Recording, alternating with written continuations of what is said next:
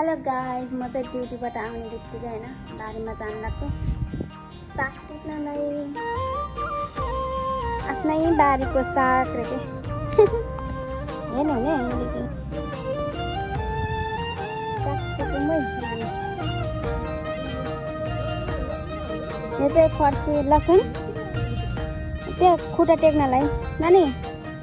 Hello आफ्नै बारीको साग सानो छोड्ने ठुल्ठुलो टिप्ने। हेर्नुहोस् त्यता आलु कस्तो मजाले उम्लिँदैछ।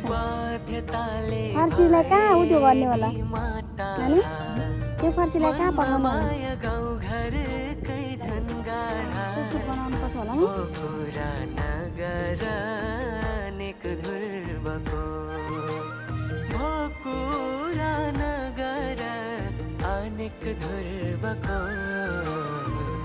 सम्झना यो मनमा सधैँ पूर्वको सम्झना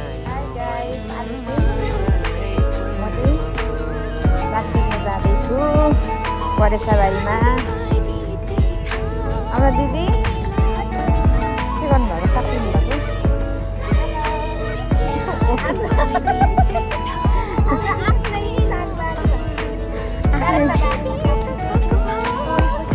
राजधानी फेरि कति ठुलो छ नेटवर्क। ल अब चाहिँ हामी चाहिँ टिपेको है, सबै टिप्नु भने होइन। यहाँ चाहिँ फर्सी छ, यहाँ फर्सी अनि यता चाहिँ आलु हुँदैछ बिस्तारै बिस्तारै। यहाँ आलु गर्नु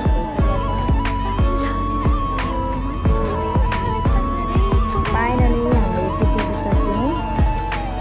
अब चाहिँ बाँकी छ।